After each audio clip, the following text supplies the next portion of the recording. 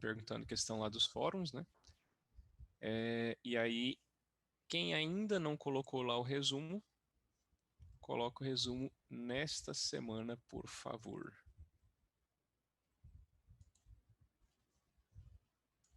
Professor, Oi. se seu resumo, sei lá, sua explicação acabar hoje, nós já pode fazer essa semana um resumo nosso? Sim. A Ok, gente vai. obrigada. Vamos terminar hoje, sim.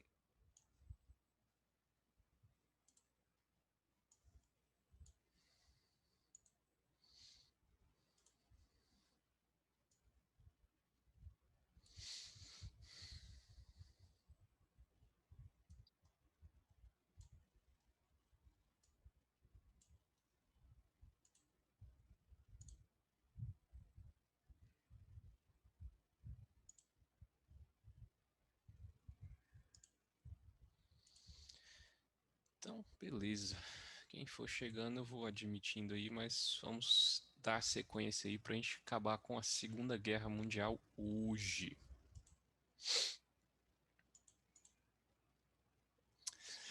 Ok. Conforme eu vinha falando para vocês, os países que compunham o chamado eixo, né?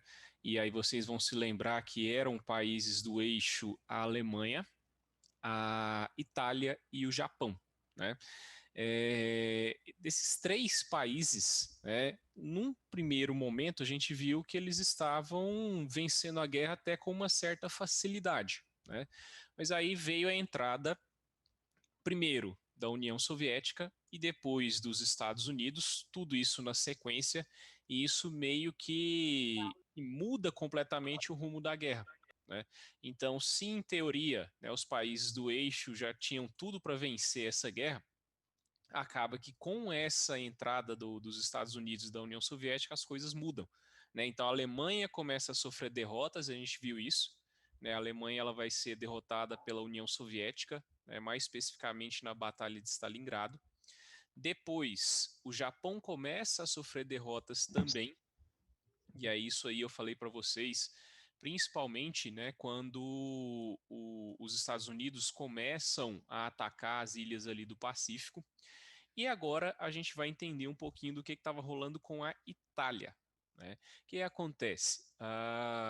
Se a Alemanha e o Japão, que eram as grandes forças, né, estavam sendo derrotados, a Itália, que já não era muita coisa, é ela que começa a ser derrotada para valer mesmo. Né? O que acaba acontecendo é que a própria população da Itália ela inicia uma tentativa de tomada do poder, né? Porque quem estava governando a Itália era Benito Mussolini, né? Então tinha aquele grupo das pessoas que apoiavam Mussolini, né? Que apoiava aquele governo autoritário, mas havia um grupo, né? Um grupo até numeroso nesse período aí de pessoas que já não aguentavam mais a guerra. Os caras queriam simplesmente que a guerra acabasse. Né? Então, e a única forma, né, de acabar com essa guerra era tirando Mussolini do poder. Então, o que vai gerar, o que vai acontecer, né, especificamente na Itália, vai ser um levante, né, uma revolta por parte da população, na qual Mussolini vai ser preso pelos próprios italianos. Então, a própria população da Itália, né, vai acabar prendendo Mussolini e vai render o país.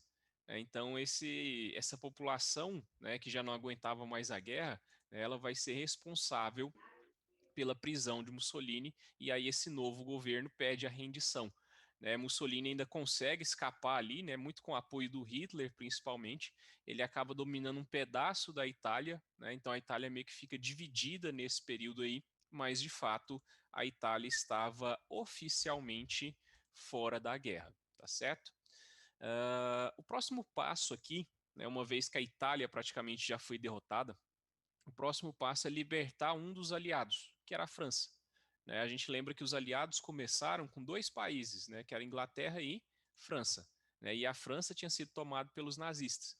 Então, o plano dos aliados aqui agora passa a se concentrar em libertar a França, em fazer a França, né, ter a sua autonomia, né, a sua independência. Então, enquanto a União Soviética ela meio que segurava a Alemanha quase que sozinha, né, já que os alemães tentaram invadir o território soviético e a Batalha de Stalingrado ela meio que exigiu muito, né, das forças dos alemães. Né. Então, enquanto isso estava acontecendo, houve uma reunião entre os principais líderes dos países aliados. Né. Então, a gente tem Stalin representando a União Soviética, Churchill representando a Inglaterra e Roosevelt, né? Os três reunidos numa conferência, né, chamada Conferência de Teherã, na qual eles decidem fazer um ataque, vamos dizer assim, grandioso, né? Ou seja, seria o maior, foi na verdade, né, o maior ataque de toda a Segunda Guerra Mundial. Né? Isso aconteceria em um dia, por isso que ele vai ficar conhecido aí como Dia D, né, no qual cerca de 300 mil soldados, né, vão desembarcar naquela região ali do norte da França, né, vindos principalmente da Inglaterra, para poder libertar a França do controle dos nazistas. Né? Então, no dia 6 de junho de 44, nós temos esse famoso dia D, né, no qual você tem o início da libertação da França. Então, é muita gente chegando, né, ou seja, muitos navios chegando, muitos aviões chegando, né, ou seja, é a maior força militar que já se viu desembarcando todo mundo ali no norte da França de uma vez para poder começar essa libertação. Não sei se alguém já assistiu aquele filme O Resgate do Soldado Ryan, né? A cena, né, de início, né, quando você tem ali a galera desembarcando e tal, ela é feita para representar esse dia D, né? Quando os soldados desembarcam ali na França para iniciar de fato a libertação do país. O que vai acontecer, obviamente, é que a população da França ela se une a esses soldados, né? Obviamente, eles não tinham interesse nenhum em ser controlados pelos nazistas. E aí você tem no dia 25 de agosto, né? Então praticamente aí pouco mais de um mês, né, que os soldados desembarcaram ali, na verdade uns 2 meses aí mais ou menos, né? E você vai ter a libertação do país, né? Então a cidade de Paris vai ser oficialmente libertada do controle nazista e aí os aliados agora tomam conta da França. Então a Itália já está praticamente fora da guerra, a Alemanha está sendo atacada pela União Soviética e a França foi libertada. Basicamente a guerra ela já tomou o rumo do seu final, né? E esse final já está muito claro que ele vai ser favorável aos chamados países aliados. Até aí, alguma dúvida, algum problema? Não. Professor, tem uma Boa. dúvida. Sim, Sim. fala, Cleber. Como, como que os alemães não conseguiram invadir a União Soviética? É, Isso aí é parte do que a gente falou na semana passada, né? Que foi aquela questão da tática, né, que os russos utilizavam, que é a famosa tática da terra arrasada, né, onde eles destruíam o seu próprio território para poder retardar o ataque alemão. Né? Então eles destruíam suas cidades, né? É, acabavam com comida, com água, com locais de repouso, né? Destruía tudo. E aí o exército alemão ele vai sendo enfraquecido, principalmente por causa da chegada do inverno. E aí, na famosa Batalha de Stalingrado, acaba que os alemães começam a ser empurrados de volta. Né? E aí começam a perder a guerra ali de fato. A gente abre um parênteses aqui para falar um pouco sobre o Brasil na Segunda Guerra. Né? Que é importante sempre a gente falar como que o Brasil dá orgulho para a gente aí, né? Então, o que acontece? O Brasil vai participar da Primeira Guerra, eu falei isso para vocês, né? Da Primeira Guerra Mundial foi uma participação muito simbólica, né? O Brasil mandou alguns soldados, mas mandou mais médicos, né? Ou seja, mandou alguns suprimentos ali, ficava patrulhando o Atlântico, aquela coisa toda, né? Agora, na Segunda Guerra, a gente pode dizer que o Brasil teve uma participação um pouquinho mais acentuada do que na primeira. Até porque na primeira não participou quase nada, né? Então qualquer coisa seria mais do que isso, né? Então, a princípio, né, onde que está a grande questão aqui? é que quem governava o Brasil na época era Getúlio Vargas, né? E Getúlio Vargas, não sei se a gente ainda vai falar sobre ele em História do Brasil, mas não sei se vocês se lembram de algo relativo a isso. Ele era muito autoritário, né, e muito ligado àquelas teorias do nazismo, do fascismo. Ele não chegou a implantar nada disso no Brasil, mas ele era meio que simpático a isso. Né? Ele meio que curtia ali, né, as paradas ali do nazismo, do fascismo. Né? Então ele curtia um pouco desse autoritarismo. E aí a grande questão, né, se fosse para o Vargas escolher, por exemplo, ele colocaria o Brasil ao lado desses países aí, né, da Alemanha e da Itália. Né? Só que ele também sabia que o Brasil tinha uma dependência econômica muito grande com os Estados Unidos. Então, o que, que ele faz? Como ele gostava de um, mas ele precisava do outro, ele mantém o Brasil neutro.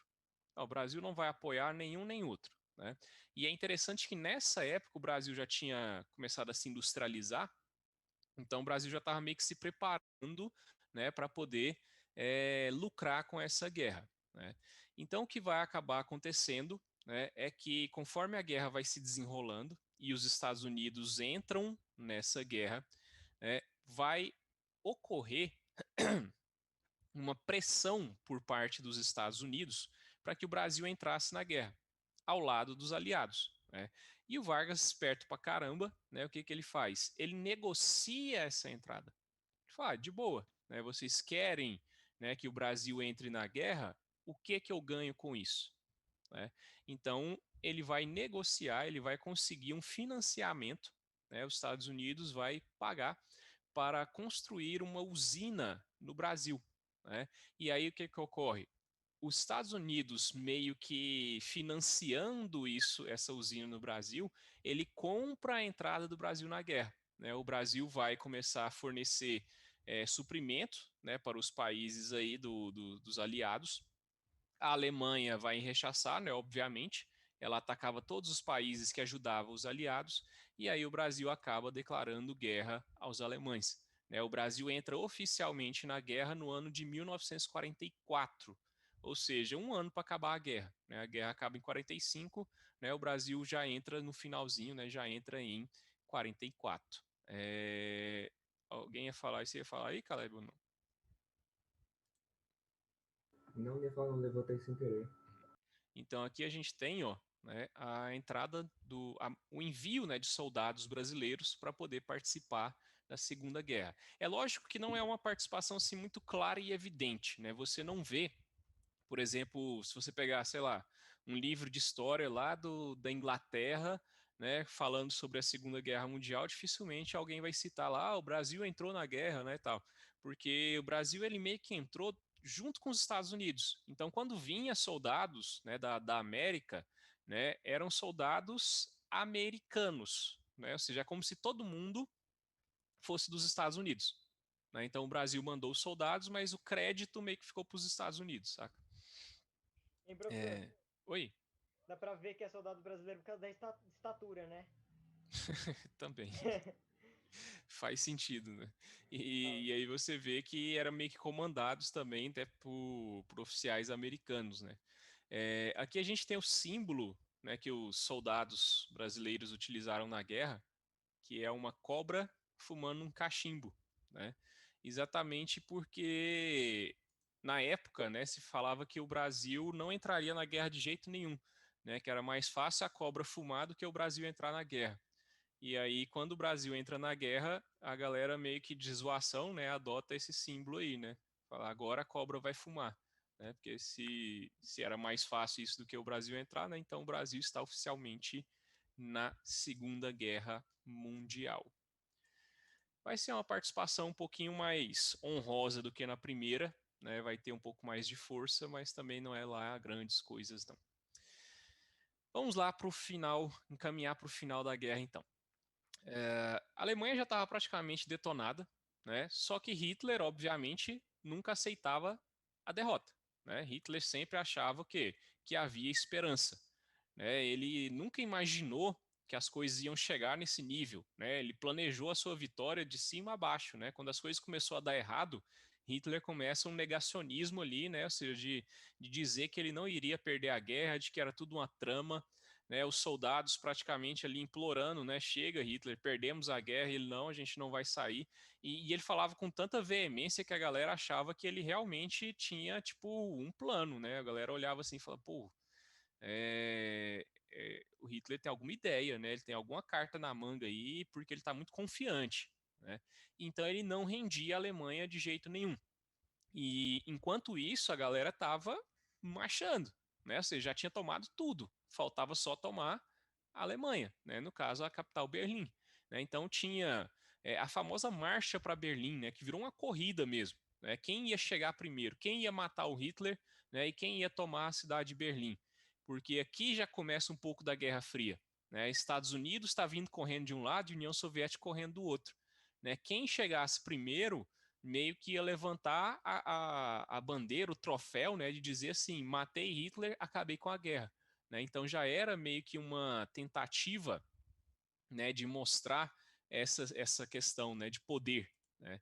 E aí acaba que quem vence a marcha para Berlim, né, quem vence essa corrida aí é a União Soviética, né? Os soviéticos chegam lá antes, né, dos americanos, né, tomam o Reichstag, né, que era o palácio ali do governo alemão, e lá eles vão botar uma bandeira soviética, aquela bandeirona vermelha, né, com a foice e o martelo, né, símbolo do comunismo, né? Ou seja, então ali a União Soviética, né, fincou a bandeira e disse: vencemos a guerra, que de fato venceu mesmo, né? Ou seja, os Estados Unidos teve uma participação muito grande, muito forte, mas quem de fato venceu a Alemanha foi a União Soviética.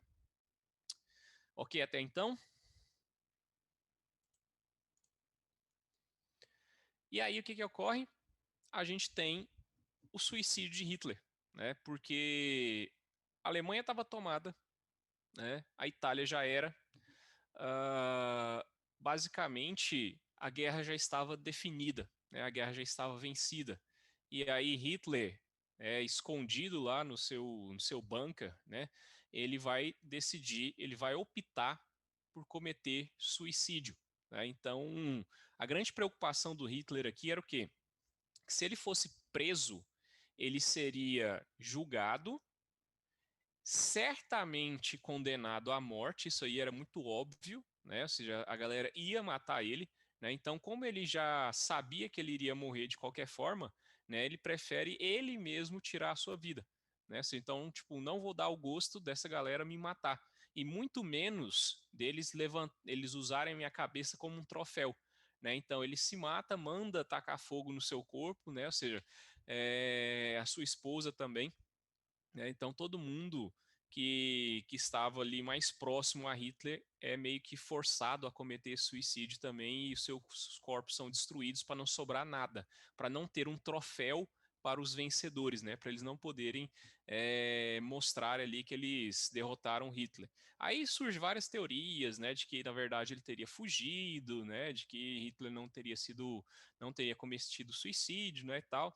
Particularmente, eu acho muito improvável, né? Muito improvável porque ele não iria arriscar, né? Ou seja, arriscar o suicídio. Ele realmente preferia a morte do que arriscar ser preso, né? Do que arriscar ser pego pelos aliados, né? Na sequência, Mussolini também vai ser preso e também vai ser executado em praça pública, que a gente tem, ó. Mussolini é esse ferinha aqui, e aí todos os seus parceiros ali do fascismo. A população italiana já tava puta de raiva, né? Então eles pegam eles e matam e deixam eles expostos em praça pública, de modo que a guerra chegou ao fim, né? Para a Alemanha. Então, Itália foi derrotada, Alemanha foi derrotada. Resta um país. Quem resta? Japão. Japão. Então, apenas o Japão, né, ainda não havia se rendido. Ainda, né, porque é muito óbvio, né, que em pouco tempo o Japão ia acabar se rendendo, né. Porém, o que acontece? Os Estados Unidos, eles acabaram de ver a União Soviética meter uma bandeira lá no topo do Reichstag, né? Ou seja, viram a União Soviética vencendo a Alemanha. e os Estados Unidos precisava mostrar poder, precisava mostrar força. Né? Então, há um consenso entre os historiadores de que em poucos meses o Japão ia se render. Ele só estava meio que fazendo aquela, né, fazendo de durão ali, falar tipo, a gente não vai se render, a gente não está derrotado e tal. Mas eles não tinham para onde correr. Né? O Japão é um país minúsculo, né, uma ilha. Né? Então, o Japão ia se render, né, ou seja, em muito pouco tempo. Mas os Estados Unidos não espera essa rendição. O que acontece? Os Estados Unidos, ao longo da guerra, eles investiram muito pesado na produção de armas, mais especificamente no chamado Projeto Manhattan, né, no qual o próprio Albert Einstein vai participar. Os Estados Unidos vai começar o desenvolvimento de um armamento nuclear, né, de uma bomba atômica. E aí o que ocorre? Nesse momento que o Japão, né, está nessa situação crítica, né, que o Japão está praticamente, né, ou seja, rendido, praticamente perdido, os Estados Unidos vai fazer uso desse armamento que foi desenvolvido, né, dessas armas nucleares aí. Né, e aí, no dia 6 de agosto de 45, a gente tem o primeiro ataque nuclear da história, né, uma bomba atômica apelidada de Little Boy, vai ser liberada na cidade de Hiroshima. Né. Uma vez que essa bomba atômica é liberada, você tem uma destruição completa da cidade em poucos segundos. Né? Aqui a gente tem uma foto, né, da detonação. Você tem a destruição total da cidade, mais, né, uma poeira de radiação que vai chegando em locais próximos ali e começa, né, a matar pessoas ou a disseminar uma série de doenças, né, que vão afetar vários japoneses aí anos e anos após esse ataque na cidade de Hiroshima. Né? Então ali praticamente, né, se o Japão ainda não havia se rendido, ali ele com certeza iria se render. Mas os Estados Unidos, de novo, não espera. Né? Depois de matar 80 mil pessoas, instantaneamente na cidade de Hiroshima, aqui a gente tem, né, fotos de crianças, né, que foram praticamente torradas, né, durante desse ataque nuclear. Então, logo depois disso aqui, pessoas que sobreviveram ao ataque de Hiroshima. E aí, 3 dias depois, né, sem esperar qualquer tentativa, qualquer conversa, né, qualquer mensagem do Japão, Estados Unidos liberam a bomba ainda maior, né, apelidada agora de Fat Man, né, que vai ser explodida na cidade de Nagasaki. Né. Então, novamente, né, os japoneses são instantaneamente mortos, né, ali na cidade, apesar da bomba ser maior, né, mas tinha menos pessoas ali presentes. Então, cerca de 50 mil pessoas são mortas. Né? E aí o Japão, que já estava tentando se render há muito tempo e os Estados Unidos fingindo que não estava escutando, agora ele tem a sua rendição oficial. Né? Então, o que acontece? É como eu disse para vocês, o Japão ele ia se render. Ele estava pronto para se render. Mas os Estados Unidos não esperou, os Estados Unidos não quis escutar, né? Ele preferiu o quê? Utilizar esse armamento. Né? Por quê? Porque ele sabia que o seu grande inimigo agora não era mais a Alemanha, não era mais a Itália, e muito menos o Japão. O seu grande inimigo era o seu aliado na guerra, era a União Soviética. Né? O mundo pós-Segunda Guerra ele seria fatalmente um mundo bipolar. Né? Estados Unidos e União Soviética, capitalismo e socialismo. Então, como a União Soviética mostrou muita força durante a guerra, os Estados Unidos precisavam mandar o seu recado. E o seu recado é: eu tenho armas nucleares e eu não tenho medo de utilizá-las. Eu não tenho pudor, eu não tenho problema nenhum, né, em utilizar armamentos nucleares. Então, pode-se dizer que a Segunda Guerra ela já meio que se encerra encaminhando para uma nova guerra, né, que vai entrar para a história aí com o nome de Guerra Fria. Né? Até aqui, nessa parte aí do Japão, das bombas nucleares, tem alguma dúvida, algum questionamento aí? Professor, Uhum. Professor, Fala, Cleber. fala primeiro. não pode falar, interromper. E se no caso do Japão, se eles se rendessem, já estava certo que a bomba ia cair. E se eles se rendessem, mesmo assim os Estados Unidos iam atacar a bomba? Então, se o Japão se rende antes desse ataque, né, e os Estados Unidos fizesse assim mesmo, isso ia pegar mal pra caramba, né? Então, assim, os países do mundo iam olhar meio torto para os Estados Unidos, né? Não iam respeitar, né, e tal. Ele precisava que o Japão não se rendesse, né? Então, por isso que eles até cortam qualquer tipo de conversa, né, de contato, para não dar chance do Japão se render, né? Porque senão ia pegar mal pra caramba e até hoje ia ter uma condenação, ou já tem uma condenação, né? Hoje ia ter maior O ainda, né? Japão com certeza tem uma certa condenação dos Estados Unidos. Sim, mas aí nós vamos estudar, né, depois que o Japão ele vai ter a sua recompensa, né? Os Estados Unidos que destruíram o Japão vão reconstruí-lo e vão fazer o Japão virar essa mega potência que ele é hoje, né? Então, os Estados Unidos deu um tapa e depois deu um beijinho, soprou, passou metiolate, fez um carinho lá Fala aí, depois. Caleb. Professor, uma coisa que eu não entendo até hoje, se a União Soviética e os Estados Unidos eram aliados na Segunda Guerra Mundial, por que eles iriam fazer uma nova guerra, sabe? A Guerra Fria, que durou mais de Uhum. quantos anos durou a Guerra Fria, mais ou menos? Guerra Fria vai de 45 a 89, né? Então, mais de 40 40 anos aí, né?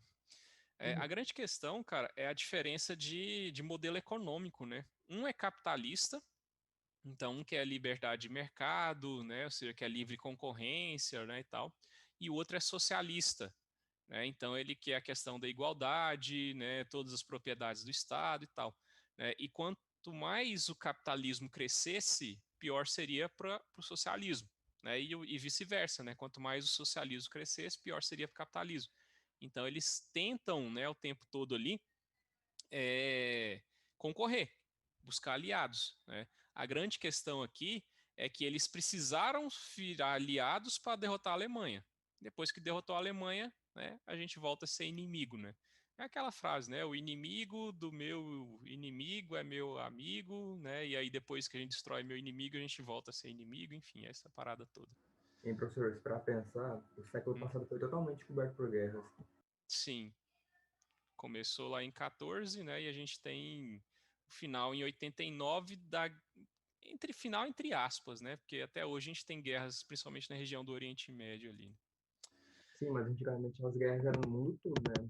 O Eram mundo era muito dividido. maiores, né? E não acontece mais guerras assim por causa dos armamentos nucleares. Porque qualquer guerra nuclear hoje acabou.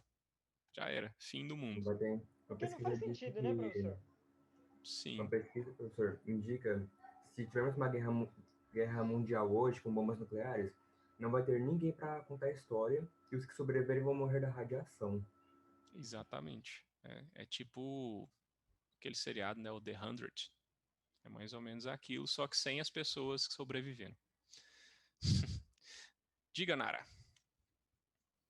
Renato, eu já ouvi falar, foi em um vídeo que eu estava vendo no YouTube, e o presidente dos Estados Unidos, que no ano que bombardeou o Japão, não era o mesmo presidente que era dos Estados Unidos durante a Segunda Guerra. Uhum. Porque no começo da guerra era o Roosevelt, né? Que era aquele mesmo que a gente falou lá, que salvou os Estados Unidos da crise de 29 e tal. Só que ele morre durante a guerra, né? Então ele vai ser substituído. Não me recordo aqui agora exatamente do nome do cara que vem no lugar dele. É o Truman. Era Truman? Acho que não, era. Mas a gente dá uma olhadinha no nome. Mas o Roosevelt morreu durante a guerra, né? Roosevelt era mais sangue bom ali, mais de boa. Mas também não é tanto assim, né? Porque foi ele que começou a fazer a bomba, né? O outro só usou. Hein, Aí professor? uma. Oi. Perdão, cortar o senhor. Então quer dizer que o Albert Einstein meio que participou um pouco da elaboração da bomba, né? Participou, se arrependeu, né? Tem várias registros aí na história, né, dele fala dizendo que que, tipo assim, ele estava tentando ajudar os Estados Unidos a assustar a Alemanha, né, mas ele não esperava que fosse utilizado, né, e depois ele morre arrependido de ter ajudado a criar uma arma que matou aí, né, centenas de milhares de pessoas, né, mas ele é um dos caras que forneceu conhecimento para a produção. Ele nunca apertou nenhum botão que explodiu uma bomba, né? Ele nunca matou nenhuma pessoa, mas aquilo que ele inventou serviu para matar. E professor, hoje em dia eu vi uma entrevista sobre alemães, né, perguntando da Segunda Guerra Mundial. Eles ficam muito envergonhados quando comentam de Hitler, Segunda Guerra Mundial. Eles ficam, sabe?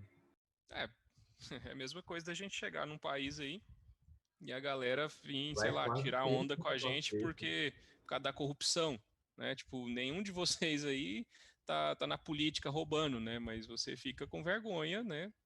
Pelo que acontece no seu país, né?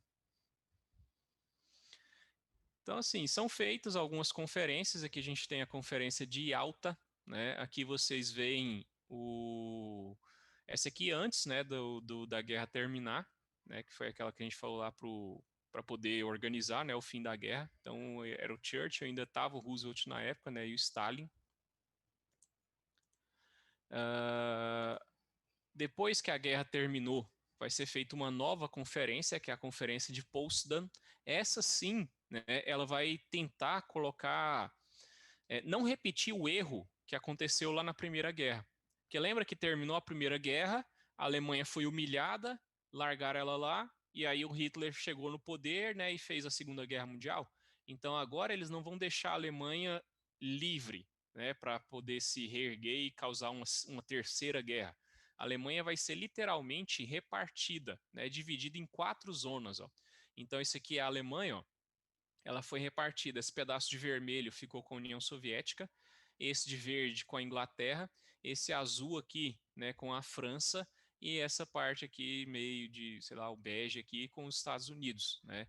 E aí algumas cidades, né, tiveram meio que dividida ali o seu controle, especialmente a cidade de Berlim. A cidade de Berlim foi dividida também em 4, né? Por isso, aí vocês veem aqui, ó, né, a parte da União Soviética, que na verdade o que acontece? A União Soviética era socialista. Os outros 3 era capitalista, ó, França, Inglaterra e Estados Unidos. Então, por isso que a gente vai ver isso depois, né, em Guerra Fria, mas vai ser construído aqui o Muro de Berlim para poder separar o lado socialista do lado capitalista. Então, é uma tentativa de não deixar a Alemanha gerar uma terceira guerra. Né? Você bota pessoas ali, né, dos países vencedores para controlar a Alemanha, para não dar chance de surgir um novo Hitler aí, né, e de criar uma nova guerra mundial. Para tentar evitar essa terceira guerra, vai ser criado também um órgão, né, que é a famosa ONU, né, a Organização das Nações Unidas. Então as pessoas já estavam preocupadas, né, porque o mundo tinha acabado de vivenciar as 2 maiores guerras que já existiram, né, Primeira e Segunda Guerra Mundial. E essas armas que tinham sido produzidas agora eram muito arriscadas, eram muito perigosas. Então cria-se a ONU, né? Aí aqui eu peguei um trecho que diz sobre a sua finalidade. Olha que bonitinho.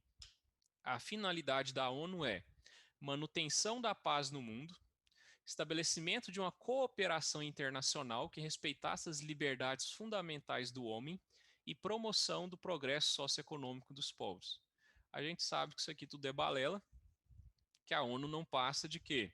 De um órgão internacional, mas controlado, sobretudo, pelos Estados Unidos. E eu vou dar exemplos para vocês, né, ao longo das aulas de Guerra Fria, eu vou dar exemplos aí para vocês de como que a ONU sempre foi pau-mandado dos Estados Unidos, né? Tudo que eles queriam, a ONU acabava fazendo. Né? Então, em teoria, ela era um órgão internacional que estava ali para evitar uma nova guerra, mas na prática, a ONU nunca passou do que de um órgão que favorecia os interesses americanos. Tranquilo até então? Ah, então eles não ouviam a opinião de outros países, no caso. Houve, né? Até hoje, ainda escuta, mas a decisão geralmente sempre é favorável É aos Estados americano. Unidos. Professor, Sim. tem alguma, tipo, sei lá, uma regra envolvendo na guerra? Tipo, você não pode usar uma bomba muito forte? Tem um limite para isso, algo do tipo? Ou Cara, vale qualquer coisa? tem papéis assinados, né, dizendo que você não pode utilizar armas nucleares. Os Estados Unidos cagou para isso, né? Foi lá e utilizou e atacou. Então, assim, existem documentos, existem regras, mas na guerra ninguém respeita. E aí acaba que fica por isso mesmo, né? Porque quem vence a guerra depois escreve a história, né? Professor, Sim. como o senhor acha que o mundo estaria se a ONU não fosse criada? Cara, não sei se teria grande diferença, não. Sinceramente, eu não acho que a ONU seja tão importante, faça tanta coisa assim para evitar conflitos e coisas do tipo, não. É, realmente ela atua muito mais pró-Estados Unidos, né? Talvez algumas guerras aí tivessem prolongado um pouco mais, né, e tal. A gente vai falar um pouco sobre guerra da Coreia, guerra do Vietnã, né? São guerras que a ONU vai interferir, ajudando o lado dos Estados Unidos, né? Talvez essas guerras tivessem tomado uma proporção maior, alguma coisa assim, mas não vejo grandes diferenças porque existiu a ONU, né? Nada do tipo assim, não. Ô, professor, e como é Sim. que eles fazem para interferir a ONU lá? Como é que eles fazem para não ter guerra? É, todos os países membros, então aí os países mais importantes, né, Estados Unidos, hoje, né, no caso, Japão, Inglaterra, Alemanha, França, né, ou seja, todos eles têm pessoas ali que atuam no controle desse órgão, como se fosse um conselho ali.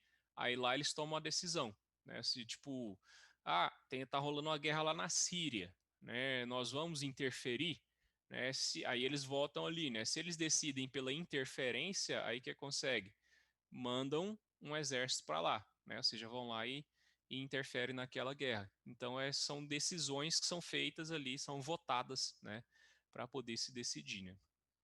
Senhor, e se o exército que eles mandam é derrotado?